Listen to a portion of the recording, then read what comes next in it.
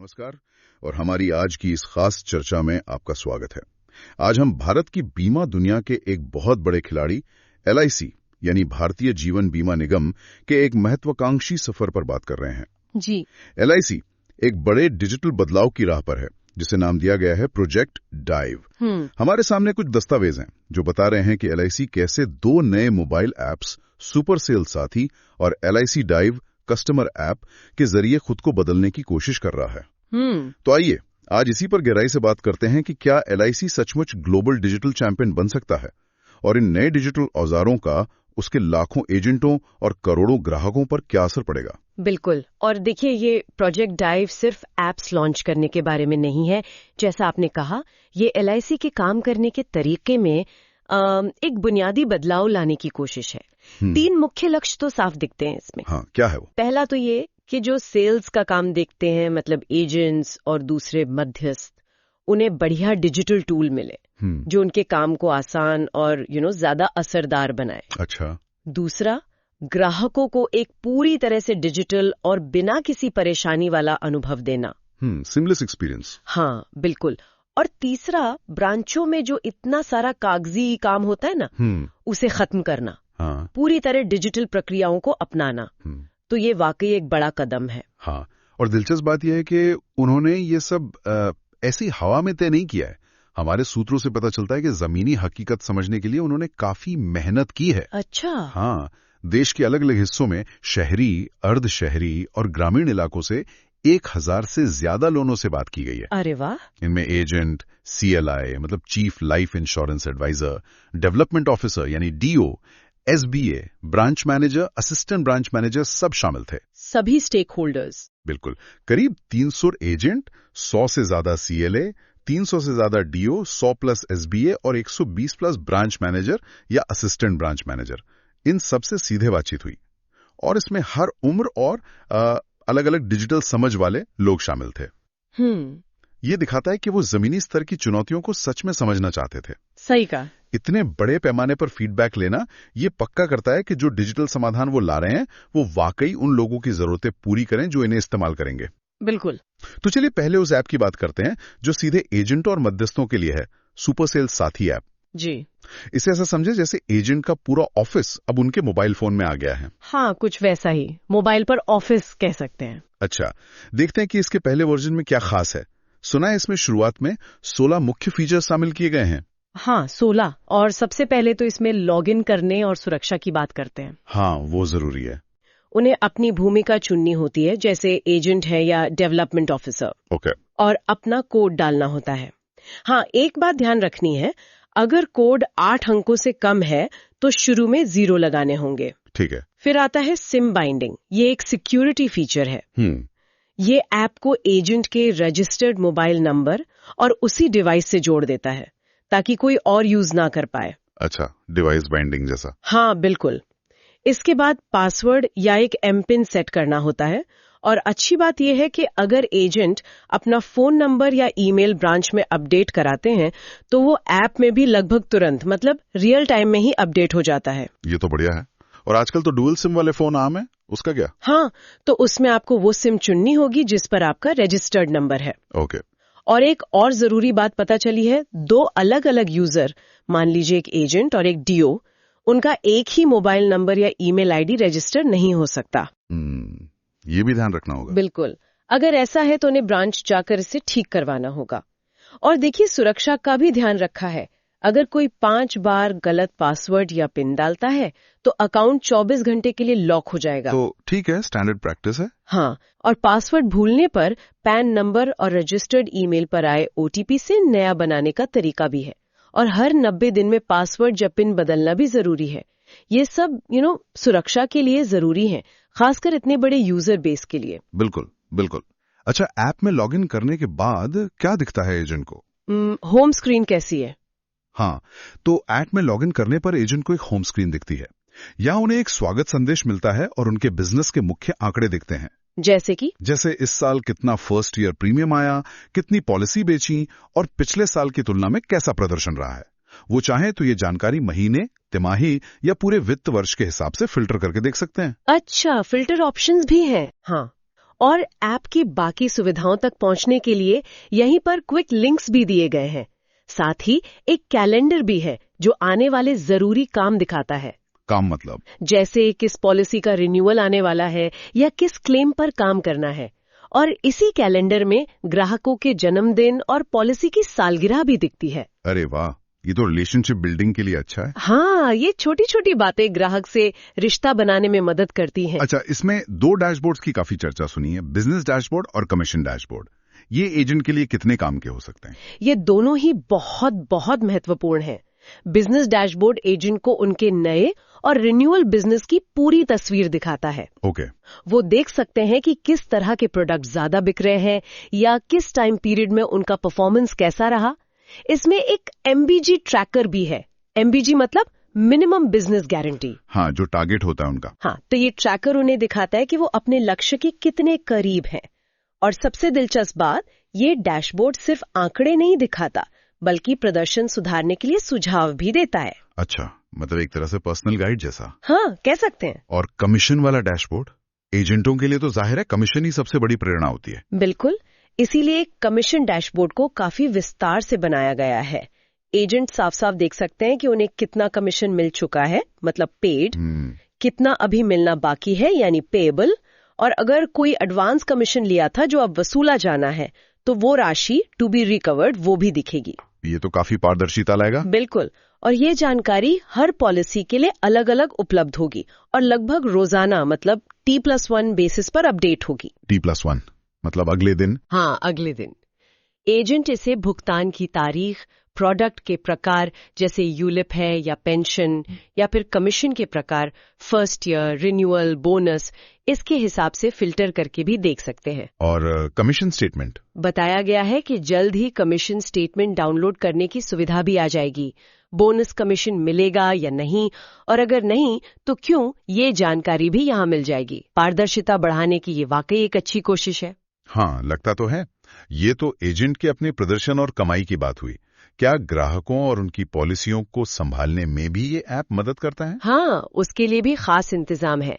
एक फीचर है customer 360 view. Customer 360? हाँ, जैसा नाम से ही पता चल रहा है, ये एजेंट को एक ही जगह पर ग्राहक की पूरी जानकारी दे देता है। संपर्क विवरण, उसकी सभी पॉलिसियां, उनका स्टेटस, सब कुछ एक स्क्रीन पर। अच्छा, तो कॉल करने से पहले एजेंट पूरी तैयारी कर सकता है? बिल्कुल। फिर एक रिन्यूअल मैनेजमेंट डैशबोर्ड है। यहाँ एजेंट देख सकते हैं कि किन पॉलिसियों का प्रीमियम ड्यू है, कौन सी ग्रेस पीरियड में है, कौन सी लैप्स हो चुकी हैं और किन का एडवांस रिन्यूअल आ गया है। पॉलिसी और ग्राहक की पूरी डिटेल देखने की सुविधा तो है ही, साथ में एक इंस्टेंट कॉल बटन भी है। Instant call? हाँ, जिससे एजेंट सीधे ऐप से ही ग्राहक को फोन मिला सकते हैं।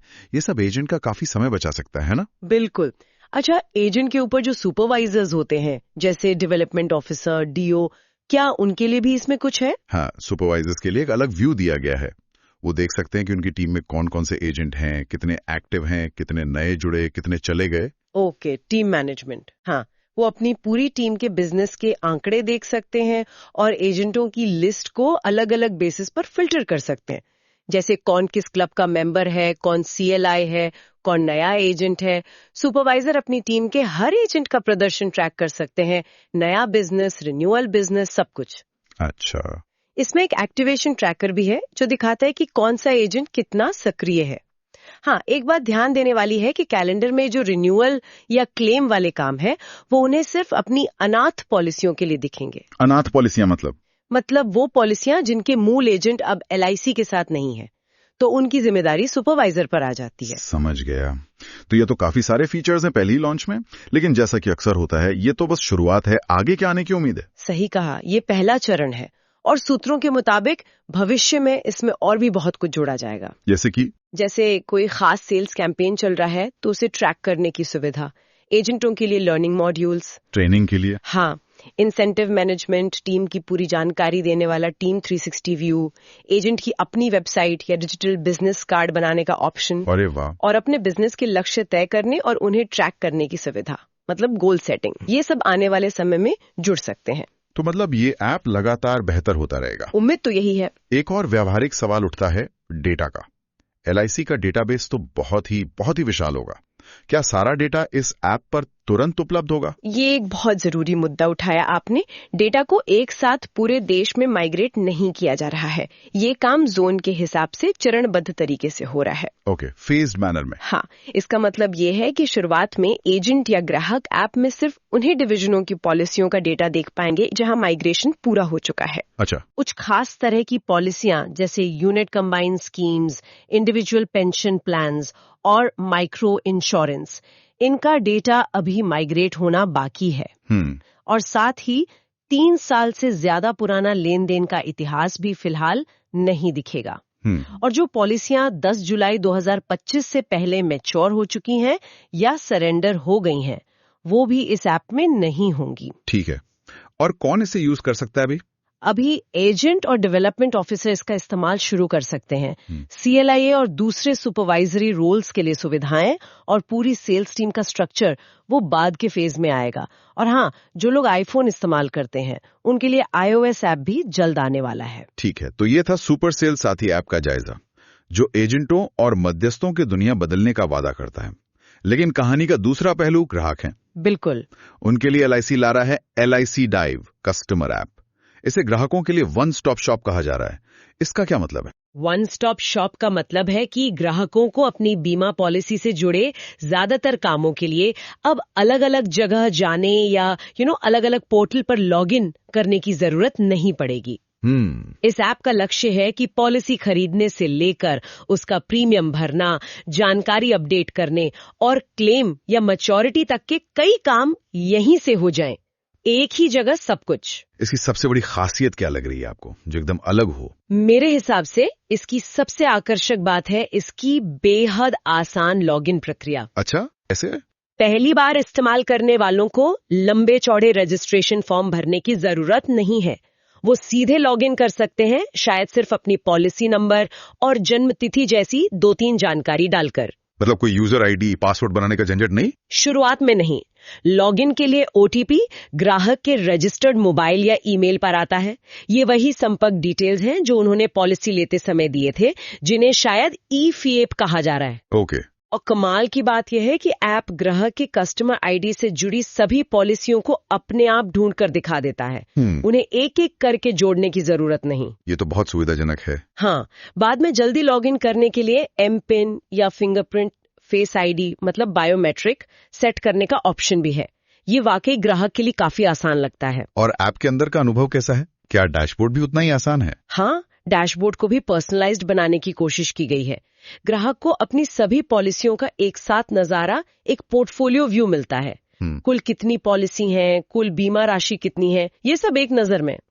वो चाहें तो अपनी दूसरी पॉलिसियां जो शायद किसी और कस्टम आईडी से जुड़ी हों या अपने परिवार के सदस्यों की पॉलिसियां भी इसमें जोड़ सकते हैं। अच्छा, फैमिली पोर्टफोलियो जैसा। हाँ, इससे पूरे परिवार के बीमा कवर की एक साफ तस्वीर मिल जाती है।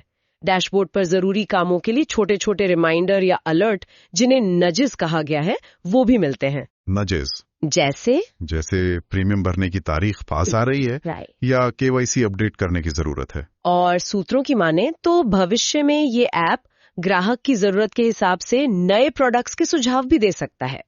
क्रॉस सेल, अपसेल के लिए। इंटरेस्टिंग। आजकल किसी भी डिजिटल सर्विस में अपनी जानकारी अपडेट करना एक बड़ा सिरदर्द होता है। राइट। क्या ये ऐप इसमें कुछ खास कर रहा है? बिल्कुल, और शायद यही इस ऐप की सबसे क्रांतिकारी चीज है। इसमें कई तरह की जानकारी अपडेट करने के लिए पूरी तरह से डिजिटल और सीधी प्रक्रिया, मतलब स्ट्रेट थ्रू प्रोसेसिंग STP अपनाई गई है। STP मतलब कि ग्राहक अपना मोबाइल नंबर, ईमेल आईडी, पता, पैन नंबर और बैंक खाता, ये सब कुछ ऐप के जरिए ही अपडेट कर सकते हैं, बिना किसी कागज पर साइन किए या ब्रांच गए। सच में? ये तो सुनने में बहुत ही बढ़िया लग रहा है। लेकिन ये काम कैसे करता है? मतलब सुरक्षा का क्या इंतजाम है इसमें? हाँ, प्रक्रिया काफी सोची समझी लगती है। मोबाइल, ईमेल और पता अपडेट करने के लिए आधार आधारित eKYC का इस्तेमाल होता है। आधार eKYC? हाँ, यानी आधार से जुड़े मोबाइल पर OTP आता है, जिससे पहचान पक्की होती है। अगर नाम में थोड़ा बहुत फर्क होता है आधार और पॉलिसी रिकॉर्ड में, तो एक और सिक्योरिटी लेयर है, चेहरे का मिलान, फेस मैच। फेस मैच भी? वाह। हाँ, पता सीधे आधार डेटाबेस से उठाया जाता है, ग्राहक को खुद भरने की जरूरत नहीं। अच्छा। पैन अपडेट करने के लिए भी एक बार eKYC करनी होती है और फिर पैन नंबर को NSDL के साथ रियल टाइम में वेरीफाई किया जाता है। इसी तरह बैंक खाता अपडेट करने के लिए पहले eKYC होती है और फिर CAMS जैसी एजेंसियों की मदद से बैंक खाते को तुरंत वेरीफाई किया जाता है, शायद पेनी ड्रॉप तकनीक से। तो ये सारी प्रक्रियाएं पूरी तरह पेपरलेस हैं? बिल्कुल, पूरी तरह पेपरलेस। यहाँ एक बारीक बात ध्यान देने वाली है। क्या? मोबाइल, ईमेल और पता जैसी चीजें ग्राहक की प्रोफाइल लेवल पर अपडेट होती हैं। एक बार अपडेट किया, सब जगह हो गया। ओके। लेकिन पैन और बैंक खाता NEFT के लिए वो हर पॉलिसी के लिए अलग अलग अपडेट होते हैं। हर पॉलिसी के लिए? क्यों? ऐसा इसलिए ताकि ये पक्का हो सके कि सही पॉलिसी के साथ सही जानकारी जुड़ रही है, खासकर जब नाम में थोड़ा अंतर हो सकता है अलग अलग पॉलिसी में। अच्छा, ये लॉजिकल है। और हाँ, कोई भी जानकारी अपडेट करने से पहले ग्राहक की सहमति लेना जरूरी है। ठीक है। जानकारी अपडेट करने के अलावा प्रीमियम भरना एक और बड़ा काम होता है। उसमें क्या सहूलियत दी गई है? प्रीमियम भुगतान को भी काफी आसान बनाया गया है।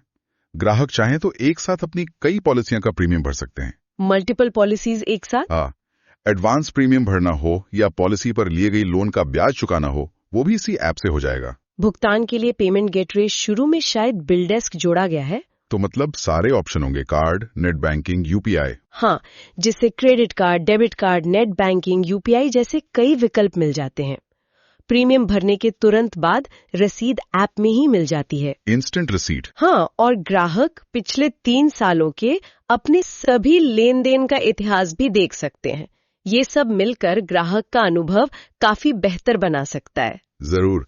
और जब पॉलिसी पूरी होती है, यानी मैच्योरिटी या बीच में मिलने वाले सर्वाइवल बेनिफिट्स, क्या उसमें भी ये ऐप कुछ मदद करेगा? हाँ, उसमें भी इसकी भूमिका है। अगर ग्राहक का पैन और बैंक खाता मतलब NEFT डिटेल्स ऐप में अपडेटेड है, तो वो अपनी पॉलिसी की अनुमानित मैच्योरिटी रकम का पूरा ब्यौरा, ब्रेकअप देख सकते हैं। अच्छा, कितना पैसा मिलेगा उसका अंदाजा? हाँ, और ऐप पॉलिसी मैच्योर होने से पहले ग्राहक को याद भी दिलाएगा कि अगर पैन या बैंक डिटेल्स अपडेटेड नहीं है तो उन्हें अपडेट कर लें, ताकि पैसा मिलने में देरी ना हो। बिल्कुल, इससे मैच्योरिटी का पैसा मिलने में देरी नहीं होगी और प्रक्रिया आसान हो जाएगी। तो कुल मिलाकर LIC प्रोजेक्ट डाइव के जरिए डिजिटल दुनिया में एक बड़ा दांव खेल रहा है। ये 2 ऐप सुपर सेल साथी एजेंटों के लिए और LIC डाइव ग्राहकों के लिए उसके काम करने के तरीके को पूरी तरह बदलने की क्षमता रखते हैं, ऐसा लगता है। हाँ, क्षमता तो है। लक्ष्य साफ है, आधुनिक तकनीक अपनाना, पारदर्शिता बढ़ाना और एजेंट और ग्राहक दोनों के लिए चीजों को आसान और तेज बनाना। पर्सनलाइज्ड डैशबोर्ड, बिना कागजों के जानकारी अपडेट करने की वो सीधी प्रक्रिया, STP और बेहतर सुरक्षा, ये सब इसके मुख्य आकर्षण लग रहे हैं। निश्चित रूप से ये LIC के इतिहास में एक मील का पत्थर साबित हो सकता है, लेकिन चुनौती भी उतनी ही बड़ी है। आप सोचिए, लाखों एजेंट, जिनमें से कई शायद तकनीक के साथ उतने सहज ना हो। हाँ, ये एक बड़ा चैलेंज होगा, अडॉप्शन। बिल्कुल, और करोड़ों ग्राहक, इन सबको इन नए डिजिटल प्लेटफॉर्म्स पर लाना, उन्हें इस्तेमाल करना सिखाना, और पीछे जो इतने विशाल और पुराने सिस्टम्स चल रहे हैं उनको इन नए ऐप्स के साथ जोड़ना, इंटीग्रेट करना, ये कोई छोटा काम नहीं है। सही बात है। जैसे जैसे ये ऐप्स देश भर में फैलेंगे, ये देखना बहुत दिलचस्प होगा कि कौन सी नई अनसोची चुनौतियां सामने आती हैं। और शायद कुछ अनअपेक्षित फायदे भी। हाँ बिल्कुल, इतने बड़े पैमाने पर जब कोई बदलाव होता है तो अक्सर ऐसे फायदे भी निकल कर आते हैं जिनके बारे में पहले सोचा नहीं गया होता। हो सकता है एजेंट पहले से ज्यादा प्रभावी हो जाए, ग्राहकों की संतुष्टि बढ़ जाए, या LIC को अपने ग्राहकों को समझने के नए तरीके मिल जाए डेटा एनालिटिक्स के जरिए। लेकिन एक सवाल मन में जरूर उठता है। क्या ये डिजिटल बदलाव LIC के उस पारंपरिक व्यक्तिगत रिश्ते वाले मॉडल को भी बदलेगा जिसके लिए वो जाना जाता है? एजेंट का घर आना, समझाना। हाँ, वो पर्सनल टच। बिल्कुल। इस डिजिटल सफर का LIC के मूल चरित्र पर क्या असर पड़ेगा, ये सोचना भी जरूरी है। ये एक बड़ा सवाल है।